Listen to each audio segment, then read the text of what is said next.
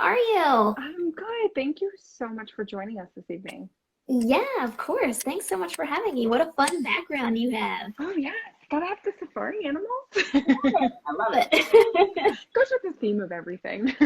Yeah, totally. Parenthood in general can kind of be summed up that way. Yes, and having two toddlers, you gotta have fun wallpaper. Totally. So you are a potty training consultant. I am, yes, one of the few that exist out there. Yeah, so I'm the owner and founder of Potty Training Consultant. My name is Allison Jandu, for those of you who don't know me. You can follow me over at Potty Training Consultant. Yeah, and I've had the business for about 4.5 years now. Very proud to say that we've worked with over 5,000 families to help them, meet their potty training goals in one way or another, because I know that looks different for everybody. And it's just been the most amazing, rewarding experience ever that I That's could have so imagined. cool. And how did you decide potty training? Like, how did you end up doing this? Yeah, that's a great question. Yeah, so I'm a mom myself, so I've got two little ones. They're a little older now, they're 8 and 6, but so when I was potty training them, I just kind of realized what little information was out there about potty training. And actually, I should rephrase that. There was a ton of information out there about potty training, but none of it was very it wasn't reliable. Like it wasn't from a science-based perspective or a research-based standpoint. It was all just like moms kind of like, hey, this is what I did, this is what worked for me. You should try it this way. And I'm a very science-minded person, so I was missing that aspect of the advice that I was looking for. And my daughter also, she struggled a lot with constipation from the time that she was very small. So we had our own fair share of struggles. And I was like, I need help with this. Like this, it should be a thing, there's help with, like, you can find professionals in so many other fields of parenting, sleep consulting, nutrition, like lactation consulting for breastfeeding, and even in the hospital. But potty training wasn't really available as far as like experts that existed just solely on potty training. So I was like, you know what? I want to bring that help to parents that, that I was craving when I was potty training my own kids. And from that moment on, I kind of just poured all of my spare time into learning as much as I could about potty training and doing all the research. And I just wanted to create this kind of community where people could come together, ask those hard questions, and get that like evidence-based, information to help them kind of work their way through the process. Because, Yeah. you know, Not it, every child's the same as a mom of two. It's like exactly, that's exactly what I night was and about day to say. between the two of them. Yeah, every child is so different, right? So, and that's kind of my motto, is that there's no one size fits all way to potty train either. So you kind of have to approach things from different angles for different kids. And that's kind of what I want people to understand the most, I think, from being on my page or from listening to my advice, is that everybody's journey is gonna look a little bit different. So try not to compare, your stuff to what somebody else is going through necessarily. Exactly. And don't always listen to Google. That's all I gotta say. Oh, yeah, Google can be a mom's worst enemy for sure.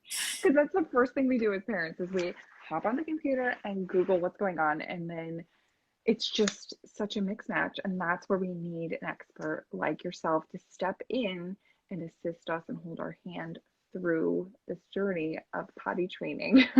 Yeah, thank you. Yeah, and that's exactly my goal, is like I want to make it very clear cut so that you know that the information that you're getting when you come to my page is proven. It's not just like on a whim, like, hey, try this. Like it's Right. actually stuff that has been proven by research, or stuff that has worked for, countless families that I've worked with. So it's You have evidence to prove that evidence. this Yeah, is it's the all path for you. evidence. So Yeah. yeah, really. So when potty training, how do you know, like, is there an average age you would say, like, okay, this is when children are typically ready, or are there signs of readiness? Like, how do you know when it's time to begin the process? Yeah, so from an age standpoint, a lot of what research tells us is that um, right around that 2-year birthday mark tends to be kind of the sweet spot. And that's, again, kind of generally speaking, would apply to most kids at an average level of development. There's a lot of other factors that can come into play with that, of course. But from an age standpoint, research, American Academy of Pediatrics says like somewhere around 2 years is kind of the ideal time to think about introducing the concept of potty training. Not necessarily that they should be fully potty trained by age 2, but that's a good time to start thinking about it. And the reason being for that is because that tends to be around the same time that children are starting to exhibit some of those signs of readiness, like you just mentioned, of like things to look for to indicate would be, that they're becoming physiologically ready, biologically ready, emotionally ready, socially ready. There's a lot of kind of factors that go into play when it comes to like really honing in on that ideal time to start. But some signs that, maybe you might start to notice from your child as far as if it's, if they're starting to think about getting ready for potty training would be, from a developmental standpoint first is kind of what we like to look at. So we want like some basic things there, like, gross motor skills. We kind of want those things like sitting, standing, walking. We would like to see those things well established before starting the potty training process. And I just like to see that from like a safety standpoint because, we want kids to be safe while they're sitting on the potty. We don't want them tipping over or, like tripping to get up onto the potty, anything like that. So I'd like to see those things established unless there's some kind of, developmental delay or disability preventing that from happening. And then also, we need a basic level of communication to be present too. So not necessarily that your child needs to have, a well-spoken language developed in order to start, but we do want them to be able to communicate their needs to us in some way. So whether that be through gestures, sign language, through words, whatever, we want them to be able to, grab our hand and take them to the bathroom if they feel the need to go. Otherwise, it's kind of a moot point. So in addition to that, we also want some receptive language. So we want them to be able to understand what we're asking them to do. So, but it doesn't have to be complicated, just in very simple terms, but we do need them to be able to understand to a certain degree what we're asking them to do. And then from like kind of a potty related standpoint, you may start to notice that your child's having more dry diapers throughout the day, like they're staying dry for longer periods of time. Usually we say like an hour or more is kind of a good baseline to work from. Their pooping may become more predictable. They may even start to hide when they need to poop, which is kind of a big one because that's just some awareness, right? That, My 2-year-old. Okay, yeah. I mean, most kids, I think, go through that. So, hiding to poop is a great indicator that they're starting to have some awareness of what's happening within their body.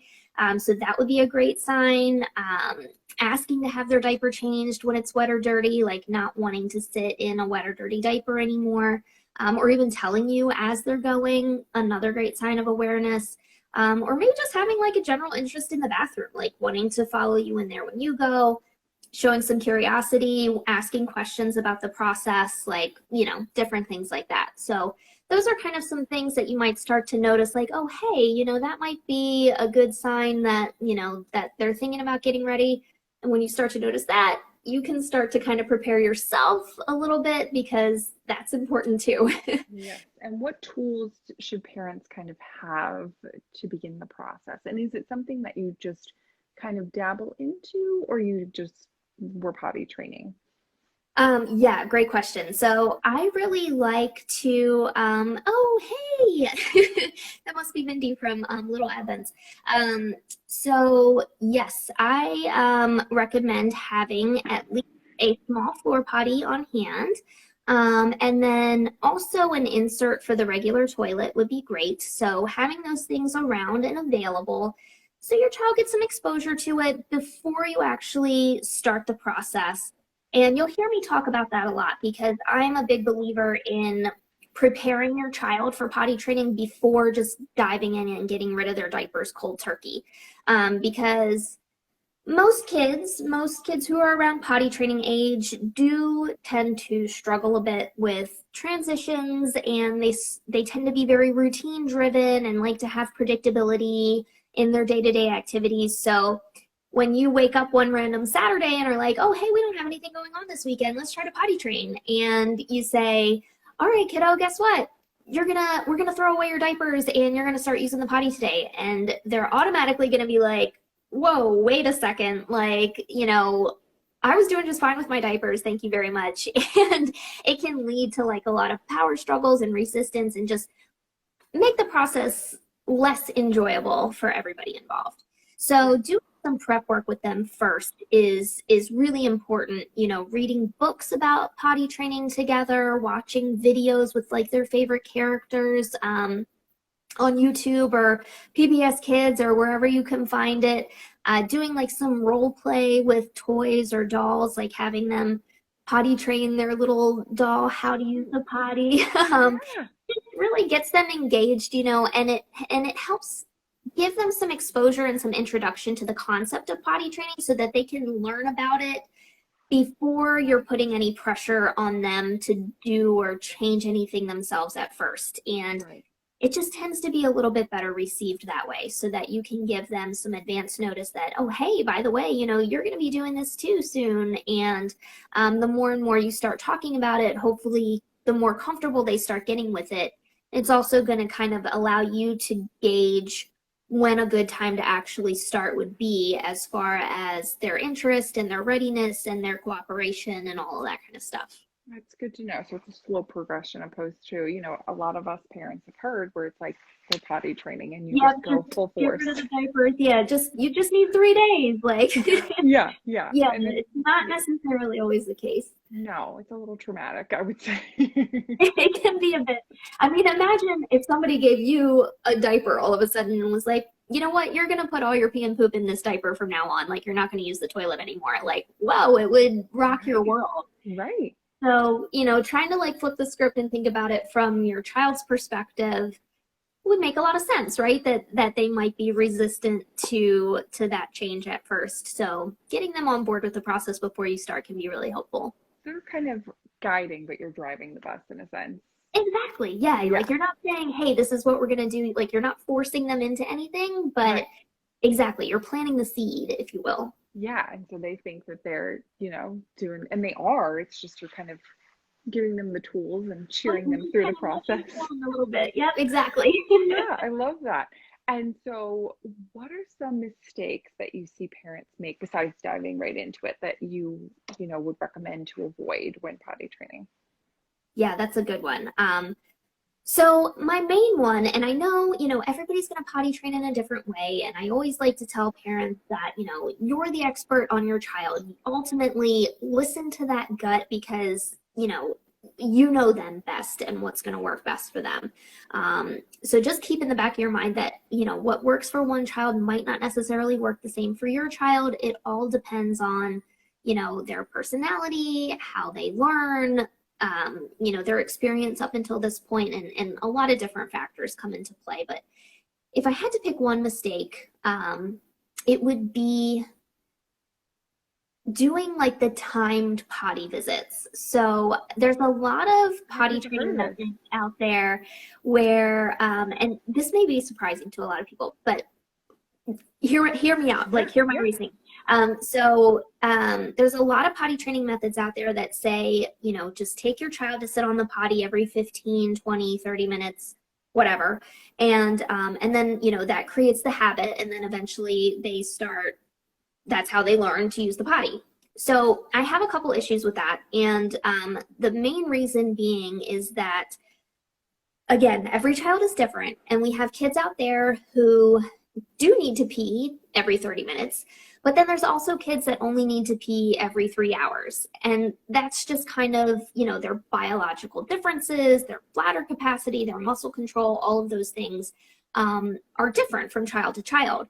And if you have a child that only needs to pee every 3 hours, but you're taking them to sit on the potty every 30 minutes, their bladder's never going to get the opportunity to fill. And then it's never going to give the signal to the brain that, "Hey, I'm full, take me to the bathroom." Wow. So it can really slow that self-initiation process and the learning of their urges, like their natural body urges. Because while taking them to sit on the potty every 30 minutes can produce a lot of pee in the potty, which a lot of parents think, hey, that's the goal here. Right. Ultimately, we want them to be able to learn to listen to their body and know when to take themselves, take that appropriate action and take themselves to the potty when it's the right time. Over prompting too isn't necessarily good for the body itself from a physical standpoint because it can create not an overactive bladder, but it can train the bladder to trigger the need to go sooner than it actually needs to, if that makes sense. Yeah, totally makes sense. So yeah, so it can kind of trick your body into thinking that you need to pee before you actually do, like before the actual capacity Before of you're your bladder. ready. Yeah. And then that can be kind of like a tricky habit to unlearn eventually. So that's why like the just in case peeing or the peeing on set time schedules, I like to try to tell parents to avoid that because it may result in some more accidents in the beginning, but ultimately it's going to make the whole process much more efficient because they're going to learn what that feeling feels like in their body before the pee actually starts coming out. So Yeah. that's probably the most common mistake that I do see a lot of families making, and I they would have to expect come a back and try to 2-year-old to undo be that. also like, I don't want to, like, we've done this. Like, Exactly. And that's another reason too, is like a lot of parents will be like, every time I ask them to go to the potty, it's like a huge power struggle. And I'm like, well, usually that's because they don't need to go when you're telling them that they need to go sit on the potty. They're like, listen, lady, playing, I don't even need to go to the potty. Why are right. you making me go sit? So yes, exactly. It can lead to a lot more frustration and resistance during the process too if you're taking them too often. Yes. Which leads into my next question. What happens if you have a little one who has a fear of the potty? Like, won't sit, just fully like not happening. Yeah, I know. I feel so bad for those little guys. A lot of that boils down to just kind of the fear of the unknown. So we kind of want to handle it in the same way that we would handle any other kind of fear with our child. So, there's a lot of research that's been done that shows that avoidance of a topic can actually make fear and anxiety worse. So we don't necessarily want to like avoid the topic altogether and just kind of wait for them to come out of the fear. But instead, we want to kind of find a way to introduce it in a way that your child will be receptive to. So that may not look like them actually sitting down and peeing or pooping on the potty right away. It may look more like having a small toy potty that you have a drink and wet doll for, and they start, by playing with that and getting some exposure that way. And then it may look like taking them to the store and letting them choose a little potty that they feel comfortable with sitting on, and then they sit on it, with their clothes on at the same time that you're sitting on the regular toilet kind of thing. Wow. And just kind of gradually building them up to that, but still, kind of increasing the challenge level, increasing the goals within reasonable amounts of time, so it may take a few weeks to get them to the point where they are actually comfortable sitting on the potty without having their clothes on. And that's okay. We don't want to push them too hard because obviously we don't want it to be a traumatizing experience or anything like that for them. Right. Their fears are all justified in their little heads, even though it may seem crazy to us. Yeah. So you just have to kind of try to be understanding and receptive to the fact that it may take them a little bit longer, and that's perfectly okay. There's no deadline or no set time in which you have to have potty training finished by. So doing it in more of a gradual way can take a lot of that pressure off, and that alone tends to make your child feel a little bit more uncomfortable. So any way you're able to find to make it playful and any way you're able to find to take away some of that pressure usually is going to help kind of resolve those fears as you go along. That's amazing. Yeah, because there's no deadline. I love that. As far as like, I think as parents, we always put a deadline of like 3, 5 days. Like, why is this taking so long? But like, Yeah, it's a process and getting them exactly. comfortable with it and letting them take control. So it's not something that they're trying to have this power struggle with is Yeah. ideal. And so when it comes to you have to go somewhere, do you do pull-ups? Do you do training underwear? Like, what do you recommend doing? Yeah. And nighttime too. What do you do at night? Yeah, nighttime too. I know that's a huge question for people. And I think that like nighttime alone can kind of be one of the most daunting aspects of the potty training process. Like, do I do it all at the same time or do I wait and like get them in a good place with using the potty during the day and then revisit that later? Just wait for them Right. to start waking up with dry diapers. A lot of parents aren't sure like how to proceed with that. So I'll address the nighttime stuff first and then we'll talk about the Yeah. like out I and about. heard at 4 years of age, I don't know if this is true, but at 4 years of age is when they can hold their pee all night. Is that true? So that's kind of a myth, and kind of along with everything else, every child matures differently. A lot of nighttime dryness is kind of composed of a few different factors, and so one of those factors is hormonal development. So we all produce a hormone called ADH, which stands for antidiuretic hormone, as we grow and get older, which causes us to produce less urine overnight. And that's ultimately, by the time we're adults, why we're able to sleep through the night without having to pee until you're pregnant, of course. And then, which We just talk about then it's that like right back to square one. every 15 minutes. Exactly, yeah. But no, all joking aside, so it is composed of a level of hormone development, which obviously we can't teach a child to have more hormone in their body, you know, so that part can't be taught necessarily. But then there's a portion of it that involves muscle control and how well, you know, they're able to hold their bladder, and then their bladder capacity too. So how long they're able to go in between their bladder filling up and needing to be emptied. So there's a lot of little factors that kind of come into play as far as nighttime dryness goes. And so that, you know, a lot of kids do kind of reach that milestone somewhere between the 3 and 4 year mark. And that's for nighttime dryness. So that's for them staying completely dry throughout the whole night, being able to sleep through the night and not need to pee. That said, when I talk about nighttime potty training, I talk about how to help a child learn how to listen to their body's cues even while they're sleeping, so that if they do feel the need to go, they can wake up and either call for you to take them to the potty or they can take themselves to the potty at night. And you can really start that teaching portion of the process at any time. So you can start that as at the same time that you do daytime potty training if you want to. So that way, you know, you're just saying goodbye to all the diapers all at one time, which for a lot of parents is kind of a relief, right? Because then you just know that, okay, we're done with that stage. And there's also the option to, you know, start the daytime process and do the nighttime stuff later. You can kind of accelerate the learning without actually diving in and doing any training by switching to like a cloth diaper or a cloth training pant for overnight, which is actually kind of a good like hybrid option, because disposable diapers, your child's not really going to learn much from that, just because the technology nowadays is so good and they're so absorbent that they really don't even feel moisture.